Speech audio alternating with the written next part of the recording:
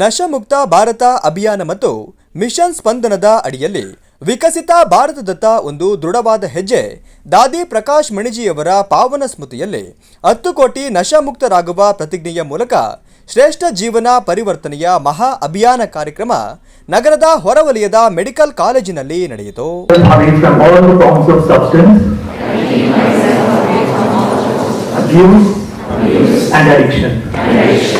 I will strive to lead a healthy,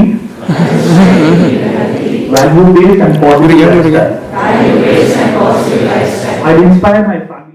ಶಾಸಕ H D. ತಮ್ಮಯ್ಯ ಅವರು ಮಾತನಾಡಿ, ಸಮಾಜದಲ್ಲಿ ಶಾಂತಿ, ಸ್ವಾಸ್ಥ್ಯ ಮತ್ತು ಉತ್ತಮ ವಾತಾವರಣ ನಿರ್ಮಾಣವಾಗಬೇಕಾದರೆ ಪ್ರತಿಯೊಬ್ಬರೂ ವ್ಯಸನಗಳಿಂದ ದೂರವಿರಬೇಕು. ವ್ಯಸನ ಮುಕ್ತ ಸಮಾಜ ನಿರ್ಮಾಣದಿಂದ ಮಾತ್ರ ಸುಂದರ ಭವಿಷ್ಯ ಸಾಧ್ಯ ಎಂದರು. ಆಮೇಲೆ 4-5 ವರ್ಷ ಆದ್ಮೇಲೆ ಏನಾರು ಮಾಡಿ ನಮ್ಮನೆ ಮಕ್ಕಳಿಗೆ ಮೊಬೈಲ್ ಇಂದ ದೂರ ಮಾಡ್ಬೇಕು ಅಂತ ಶುರು ಮಾಡ್ತಿರೋದು ನಾವೇ, ಆಮೇಲೆ ತಪ್ಸಕ್ ಹೋಗ್ತೀವಿ. ಈ ರೀತಿ ಒಂದು ಕುಟುಂಬದಲ್ಲಿರ್ತಕ್ಕಂಥ ಅಶಾಂತಿಯಿಂದ ಕೆಲವರು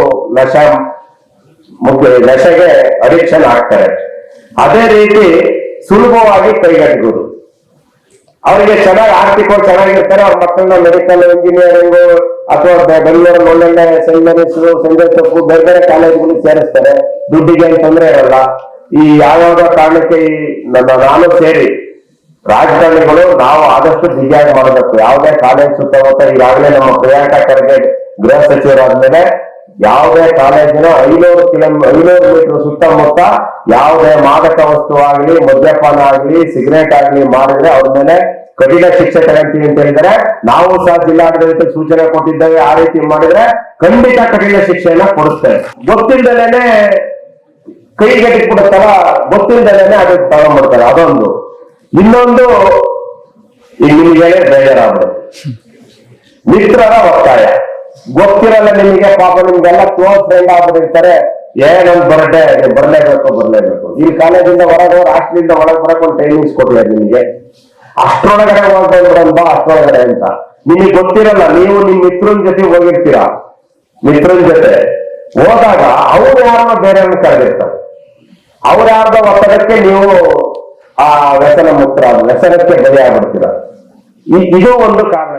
ಡಾಕ್ಟರ್ ಅನಿತ್ ಕುಮಾರ್ ಅವರು ಮಾತನಾಡಿ, ವ್ಯಸನಗಳಿಂದ ವ್ಯಕ್ತಿಯ ಆರೋಗ್ಯ ಮಾತ್ರವಲ್ಲ, ಕುಟುಂಬ ಮತ್ತು ಸಮಾಜದ ನೆಮ್ಮದಿಯೂ ಹಾಳಾಗುತ್ತದೆ. ಯುವ ಜನರು ಯೋಗ, ಧ್ಯಾನ ಮತ್ತು ವೈಜ್ಞಾನಿಕ ಚಿಂತನೆಗಳನ್ನ ಅಳವಡಿಸಿಕೊಂಡು ದುಶ್ಚಟಗಳಿಂದ ದೂರವಿರಬೇಕು ಎಂದರು. ಯಾಕೆ ಇಲ್ಲೇ ಬಂದು ಇವತ್ತೊಂದು ಕಾರ್ಯಕ್ರಮ ಮಾಡೋದು ಅದೊಂದು ಪ್ರಶ್ನೆ ಆಗಿದೆ. ಯಾಕಂದ್ರೆ ಈಗಾಗಲೇ ಹೇಳಿದ್ರು, ಯುವಕರು ನಮ್ಮ ದೇಶದ ಒಂದು ಅಸೆಟ್, ಆಸ್ತಿ. ಯಾಕಂದ್ರೆ ಇವತ್ತು ಯುವಕರು ಮನಸ್ಸು ಮಾಡಿದ್ರೆ ಏನ್ ಬೇಕಾದ್ರೂ ಮಾಡ್ಬೋದು. ಅದೇ ಯುವಕರು ನೋಡಿ ಡಾಕ್ಟರ್ಸ್ ಆಗ್ತಾರೆ, ಇಂಜಿನಿಯರ್ಸ್ ಆಗ್ತಾರೆ, ಸೈಂಟಿಸ್ಟ್ ಆಗ್ತಾರೆ, ಬಿಸ್ನೆಸ್ ಮಾಡ್ತಾರೆ, ಅಡ್ವೊಕೇಟ್ಸ್ ಆಗ್ತಾರೆ. ಹಾಗೆ ಪ್ರಪಂಚನ ಇದ್ದುವಂತ ಒಂದು ಅಮೂಲ್ಯ ಆಸ್ತಿ. ಈ ಒಂದು ದಶಕಗಳಲ್ಲಿ 2005ರಿಂದ ನಮ್ಮ ಸನ್ಮಾನ್ಯ ಪ್ರಧಾನಮಂತ್ರಿಯವರು ಒಂದು ನಶಾಮುಕ್ತ ಭಾರತ ಆಗಸ್ಟ್ 1 ಈ ಒಂದು ದೇಶವಾದಂತ ಕಾರ್ಯಕ್ರಮವನ್ನ ಮಾಡ್ತಾ ಬಂದರೆ ಮುಖ್ಯ ಉದ್ದೇಶ ಅಂದ್ರೆ ಈ ನಶೆಮುಕ್ತ ಏನು ನಮಗೆ ಕಾಣ್ತಾ ಇದೆ ಪ್ರಪಂಚದಲ್ಲಿ, ಬೇರೆ ಬೇರೆ ಆಫೀಸು, ಗಾಂಜಾ, ಡ್ರಗ್ಸು ಇತ್ಯಾದಿಗಳು. ಹಾಗೆ ಮತ್ತೆ ಇವತ್ತು ಅತಿ ಹೆಚ್ಚಾಗಿ ಕಾಣ್ತಾ ಇರೋದಂತಂದ್ರೆ ಅಡಿಕ್ಷನ್ ಅಂದ್ರೆ ಮೊಬೈಲ್. ಸಾಮಾನ್ಯವಾಗಿ ಮೊಬೈಲ್ ಬಿಟ್ಟು ಯಾರು ಇರೋಕ್ಕಾಗಲ್ಲ.